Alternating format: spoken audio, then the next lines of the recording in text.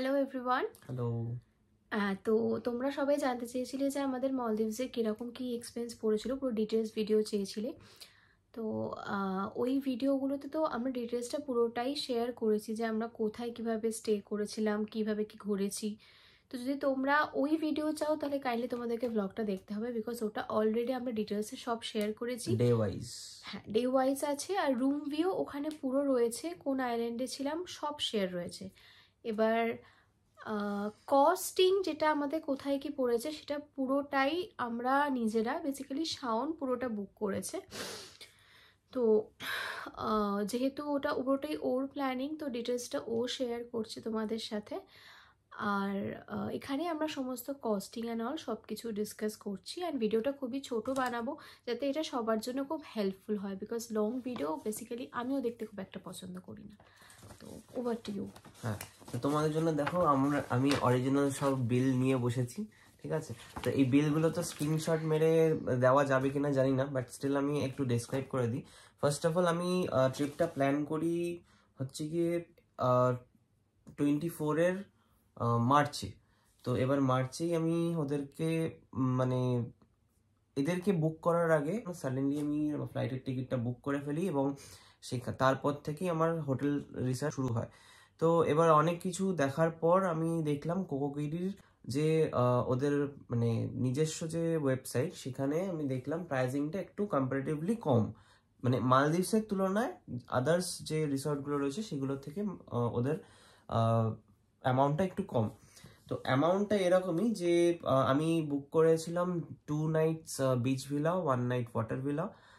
এই প্যাকেজটাই ছিল, ফুল বোর্ড ছিল। ফুল বোর্ড মানে ওখানে হাফ বোর্ড, ফুল বোর্ড আর অনলি ব্রেকফাস্ট এরকম আছে। তো ফুল বোর্ডটা মানে ব্রেকফাস্ট, লাঞ্চ, ডিনার তিনটেই একসাথে থাকবে উইদাউট এনি ড্রিঙ্কস। ওকে, অ্যালকোহল বা কোনো লিকার টাইপের ড্রিঙ্কস থাকে না, সেটার জন্য অল ইনক্লুসিভ প্ল্যান নিতে হয়।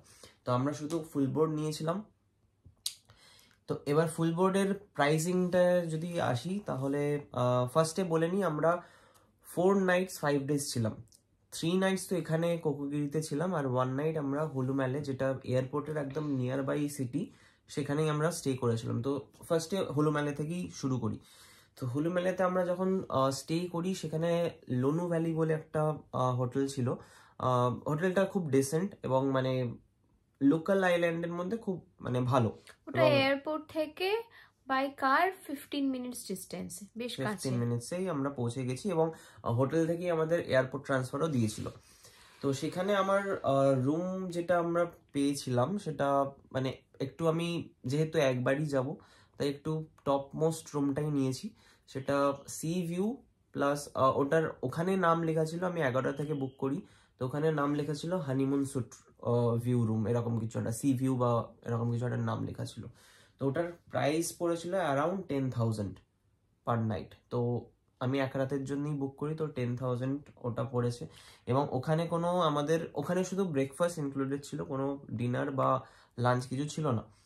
তো আমরা এয়ারপোর্ট থেকে হোটেলে ঢুকতে ঢুকতেই অ্যারাউন্ড প্রায় 3টে বেজে যায়, 3টে 3:30 বেজে যায়। তারপরে ওখানে আমরা পৌঁছে ফ্রেশ ট্রেশ হয়ে একটা ওখানকার লোকাল সি ফুড ট্রাই করার ইচ্ছা জেগেছিল, কেন কি প্রচন্ড খিদে ছিল। তো আমরা সি ফুড অর্ডার করি। সেই সি ফুডের কস্টিং পড়েছিল অ্যারাউন্ড $17, এবং ডলারের এখনকার রেট চলছে 85 অ্যারাউন্ড, ওকে, 85 পয়েন্ট সামথিং। তো তোমরা ওই কনভার্সনে করে নিও। তো আমরা সি ফুড যেটা প্ল্যাটার ছিল সেটা হচ্ছে $17। অ্যান্ড রাত্রে যে আমরা ডিনারটা করেছি, ডিনারে সেরকম কিছু ছিল না, দুটো স্যুপ নিয়েছি আর দুটো জুস নিয়েছি, সেটা আমাদের পড়েছিল $14।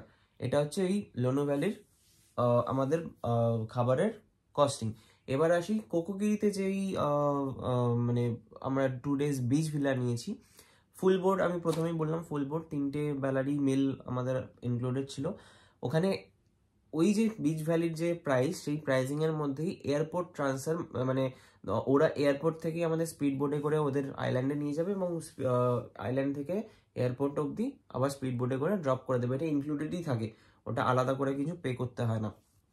তো ওখানে যেটা আমরা পে করেছি for 2 days beach villa, total tax নিয়ে ওখানে গ্রিন ট্যাক্স বলে একটা ব্যাপার থাকে, তো পার নাইট পার পার্সন $3 করে থাকে। তো অ্যারাউন্ড গ্রিন ট্যাক্স আমাদের পড়েছিল দুদিনের মিলিয়ে $24, বাট টোটাল শুধু বিচ ভিলার কস্টিং ছিল $1375। ওকে, $1375 এটা আমাদের শুধু দুদিন বিচ ভিলার কস্টিং। আচ্ছা, নেক্সট আসি ওয়াটার ভিলা। ওয়াটার ভিলাতে যে কস্টিংটা ছিল সেটা আমাদের পুল জ্যাকোজিওয়ালা ছিল।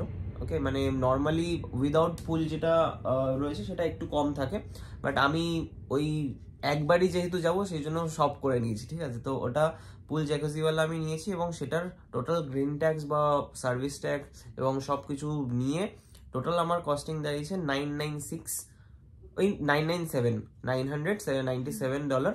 এটা আমাদের রাউন্ড অফে আমাদের ওয়াটার ভিলাতে পড়েছে। তো এই টোটাল কস্টিং এবং তাহলে আর আমি ইনিশিয়ালি যখন আমার বুক করতে হয়েছিল এটা কিনা হচ্ছিল $474। তো এটা আমি অ্যাডভান্স করেছিলাম।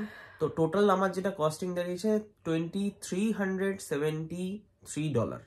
এটা আমার টোটাল মালদ্বীপসের কস্টিং দাঁড়িয়েছে। এরপরে আসছে তোমাদের যে ওয়াটার স্পোর্টস অ্যাক্টিভিটি আমরা করেছি সেইগুলোরও প্রাইজিং, সেইগুলো বিভিন্ন বিভিন্ন রয়েছে, তোমরা যেটা ইচ্ছা সেটাই করো।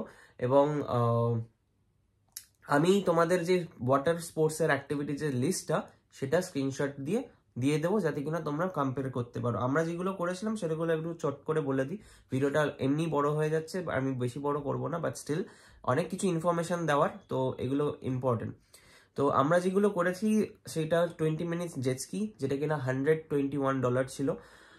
সোফা ফান রাইড, যেটা কিনা পার হেড $33 করে, টোটাল $66। সানসেট ক্রুজ, যেটা কিনা অবশ্যই তোমরা করো, খুব সুন্দর। হ্যাঁ, তো সেটা পার হেড $42 করে ছিল।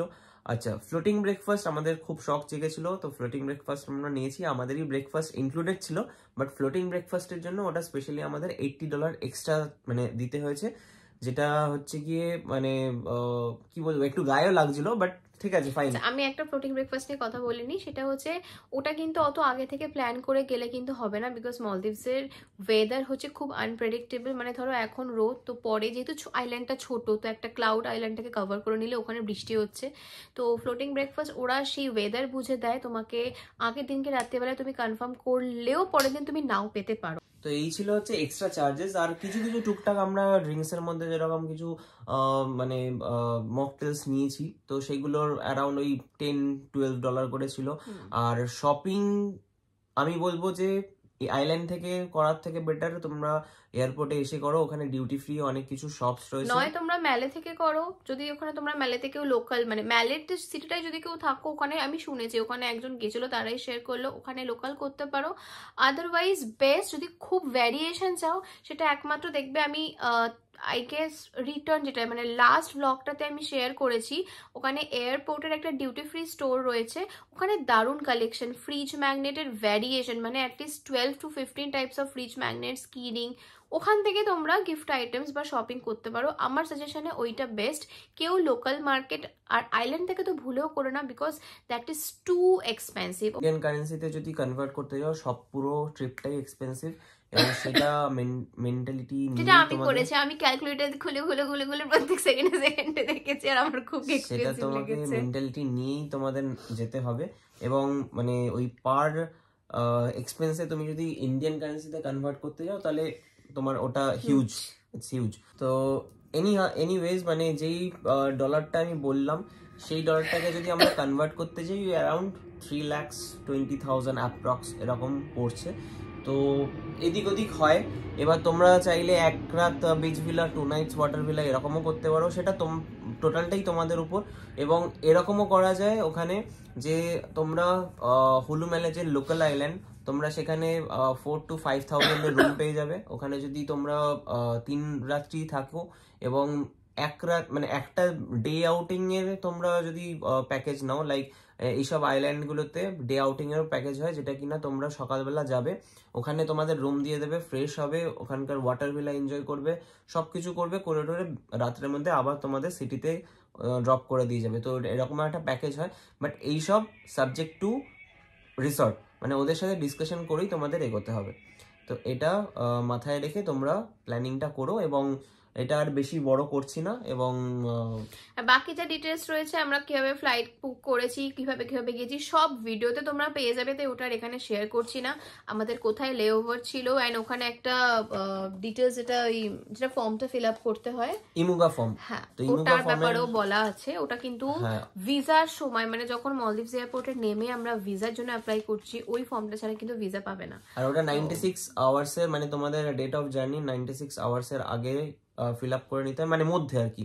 আগে বলতে 96 আওয়ার্স এর আগে হবে না, ওটা 96 আওয়ার্স এর মধ্যেই তোমাদের ফিল আপ করতে হবে। খুব সিম্পল, জাস্ট নাম, তোমার ইমেল আইডি, তুমি কবে যাচ্ছ, পাসপোর্ট নাম্বার, এসব দিয়ে যারা যারা যাচ্ছ পার হেড সবারই এক একটা করে ইমুগা ফর্ম ফিল আপ করে নিতে হবে। আমরা দুজন গেছিলাম, আমি দুজনের জন্যই আলাদা করে ফিল আপ করেছিলাম, এবং দুটো কিউআর কোড জেনারেট হয়েছিল, সেটা ওদেরকে দেখাতে হবে, বাস সিম্পল, আর কিচ্ছু না, বাস এই।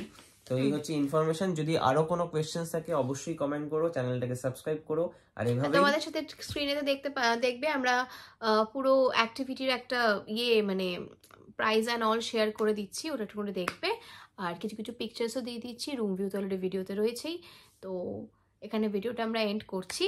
আর ভিডিওগুলো দেখেছো তোমরা, মানে অনেকেই দেখেছো, কমেন্টস করেছো, আমাদের খুব ভালো লেগেছে। তো আরও দেখো, আর চ্যানেলটাকে আরও সাবস্ক্রাইব করো, যাতে আমরা আরও ভালো ভালো ইনফরমেশন তোমার সাথে শেয়ার করতে পারি। Thank you. আরো ঘুরতে যাওয়ার ভিডিও আসবে একদম। চলো টাটা।